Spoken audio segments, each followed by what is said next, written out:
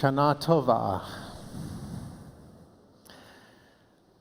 When I was a boy, my neighborhood friends and I had an idea.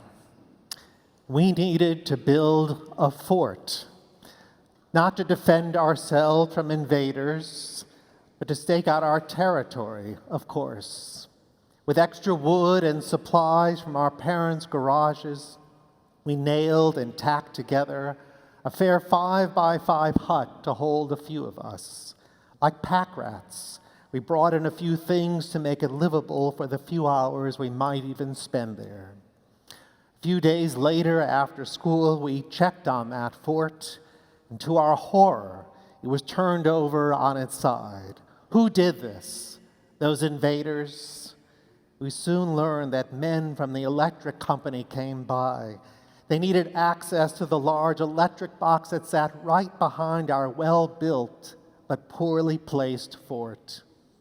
What took a few boys to assemble required only 2 men to turn over like some popsicle stick structure. We're all fort builders of sorts.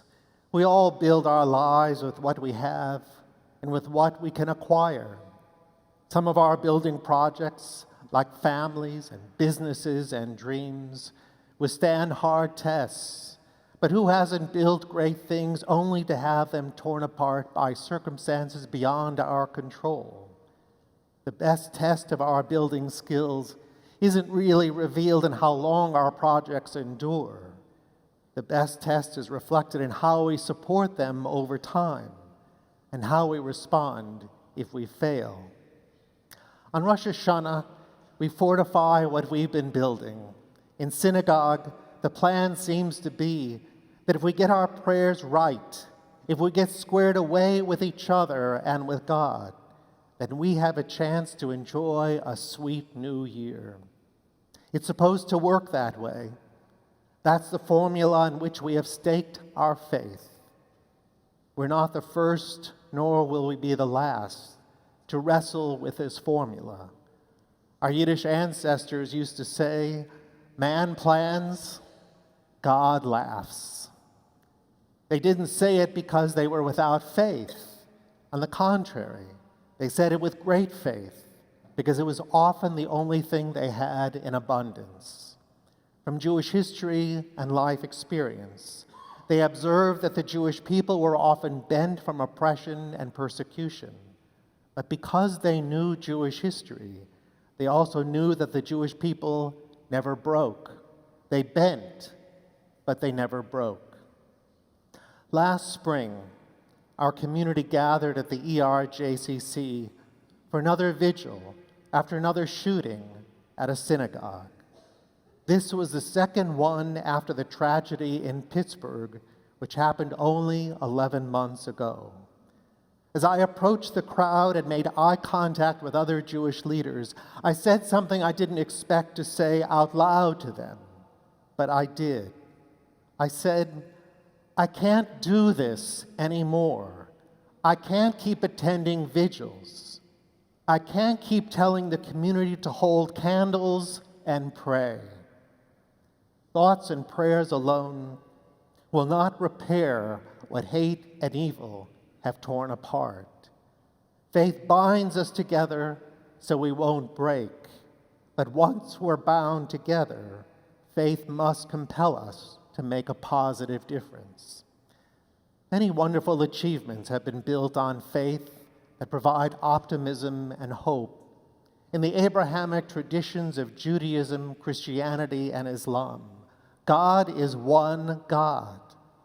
Our pathways to the one God are particular to us, but they are not exclusive. We are all the progeny of one first human being. Our sages taught that God created one man, Adam, from the beginning, so that no one could ever say, "My father was greater than yours." Our pathways are as diverse as the people who are on them, and we are bound by shared ethics that are not relative or trivial. But left in the wrong hands, faith has failed unquestionably. In the wrong hands, we fail when we use the Hebrew Bible, the Christian Bible, or the Koran as eternal law codes, though some believe they contain God's words. It doesn't change their importance if we choose to believe that they are human words inspired by God. Either way, they should guide us to the highest ideals for love between humankind and love between us and God. We ascribe to these words a sacred quality because of their origin, but also because of the remarkable and enduring journey from ancient times down to our own. Having succeeded in reaching us, the obligation of the faithful is to discern from their ancient and translated sources the greatest lessons for our times. Evolution of human thought was inspired by individual and social aspirations for knowledge and understanding.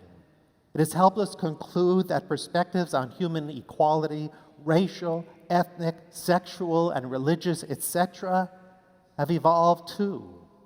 We have more understanding about the natural world than any generation before us. We have defined universal boundaries for crimes against humanity. And we know that 2,000-year-old prohibitions against some sins bear little, if any, resemblance to the environment in which we might find them today. It isn't enough to thump our thumb at the Bible and point at our claim on divine understanding and ultimate authority.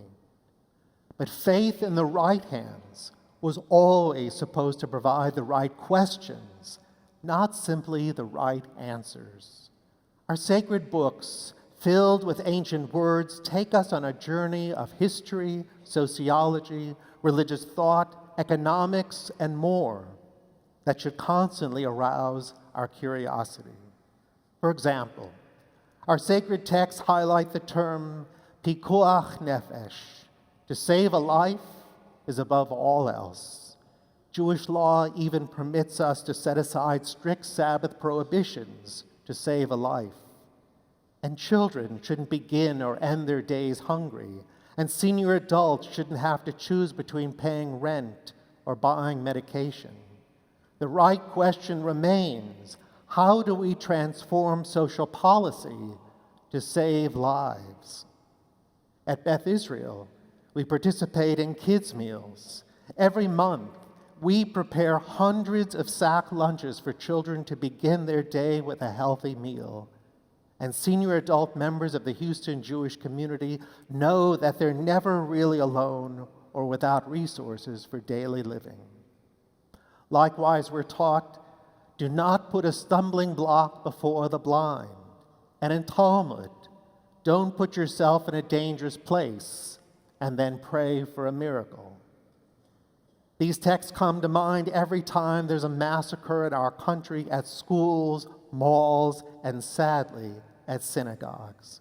The right question might be, how can Judaism's passion for truth and reason help remove obstacles to public safety and restore confidence and peace in public spaces? At Beth Israel, our committee called Abide, which stands for Advocacy at Beth Israel for Diversity Through Education, provides education and advocacy on matters that our congregation's members identify as important to them.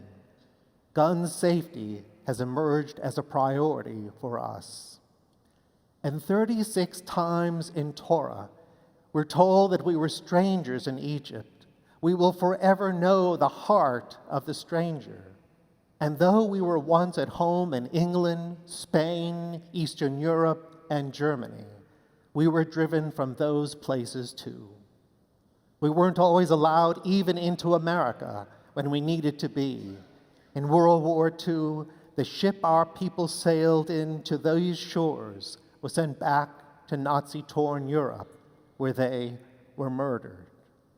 The right question must be, how can comprehensive immigration reform reflect lessons in Jewish history as a model for welcoming strangers into a land of hope and promise? So when we gather at vigils and invoke God's name, as if to ask, "Where are you, God?" we're asking the wrong question. The right question is, Where is humankind? It's always been the right question, and we know it's true. Our sages taught that God gave us Torah as the blueprint for a sturdy world and trusted us with it. The world isn't growing less complex. There's nothing we can build that will stand between the present and the future. For the first time in history, our children are growing up in a world that we're learning about from them through technology. But some of the best lessons about how to address the world's complexities, technologies, and prejudices are still found in books of faith bequeathed to us. We're not looking into these books for ancient standards of times gone by. We're looking for benchmarks that reveal the greatest human freedom and potential ever known to humankind. We need parents, teachers, and preachers of every faith to study the blueprints again, to find the right question, and to shore up our broken world. If I could ask our ancient ancestors a question, I might begin by asking, is this what you expected us to do with your books of faith? But then I'd like to turn the question to us. What can sacred texts teach us about our duty to each other in a world of unprecedented technology, growing violence, and unyielding discrimination? I believe that a good answer isn't without faith. It reminds me of a man in our community. He was married to his wife for more than 40 years. They were blessed years. He's a respected professional, and she worked in a nonprofit where she was loved, truly loved, for her generous service to her clients. One day when she visited the doctor, she learned that her diagnosis was serious. She was told she had 6 months to live. They were devastated. He openly complained, "I've gone to synagogue regularly. My wife made Shabbos for our family every week, and she was a real Eshet Chayil, a real woman of valor. How could it be?" If there were words written over his head, they would have been the question, what happened to the faith on which I relied? Well, some days after the funeral, when everyone went home to their own families, he was alone for the first time in more than 40 years. He assured his adult children that he was fine, but he wasn't really. At dinner time, he opened the pantry to find some food to prepare. He could make spaghetti. He filled a pot of water and put it on the stove. But the spaghetti was too long for the pot he chose, and the hard noodles were difficult to control. He made a mess. He gave up. He had no choice but to call his daughter.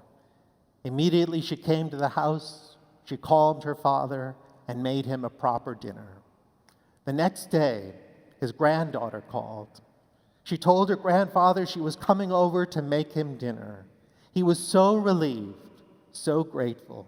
And when she arrived, she began to take groceries out of the bag she brought with her. He asked her what she was going to make him. He told him that she was going to make one of Grandma's recipes. He was taken aback. But how did she know how to make his wife's delicious recipes that she took with her to the grave and which he would never taste again? His granddaughter explained that she learned them from her. She didn't want her recipes to die with her. She wanted the next generation to know them. After his wife's death, the man felt forsaken by God. He didn't anticipate this blessing. When his granddaughter came to the house, he felt his wife's love endured beyond the grave. He would be nourished again. His body and soul would feel less empty. Food never filled the void that her absence left behind, but his outlook changed. First, he felt entirely broken. Though he still feels bent over, he's able to stand up straight more often. Then faith returned in new ways. Rather than wearing his faith like a defense against the world, now he wears it as a testimony to faith's ability to prepare him for the future. For those who are skeptical or agnostic, Rabbi Jonathan Sacks posed the thesis that science and religion are both important. In his book, The Great Partnership, Science, Religion, and the Search for Meaning, Sacks explains that each asks an important question. Science takes things apart and asks, how do they work? Religion puts them back together and asks, what does it mean? His book's larger purpose was to point to Judaism as a reliable faith. It embraces science for what it can reveal and assigns religion a role to define for science an ethical purpose. So Sacks concludes that even an agnostic or secular humanist can find wisdom in Judaism's enduring ability to withstand recurring forces that propel us into a future of unknowns, but not unfamiliar human territory. I'm hopeful. I began by recalling my childhood memory of that backyard fort. And I recalled it because it was one of the first things my friends and I built from stuff our parents left behind. That fort didn't last very long, but from the experience we learned that better materials and better planning led to better results. Judaism, Torah, and faith are not the stuff our parents left behind. Their sacred teachings became ours. Over many years, they helped us bend without breaking too. Now, as the world grows more complex, it's time to build again, and we have the best materials. Our heritage is a rich inheritance. Our Torah is a source of timeless ethical ideals, and Judaism is our reliable faith. May we all be builders. May the new year be for us and all God's children a year of good health, prosperity, and lasting peace. Amen.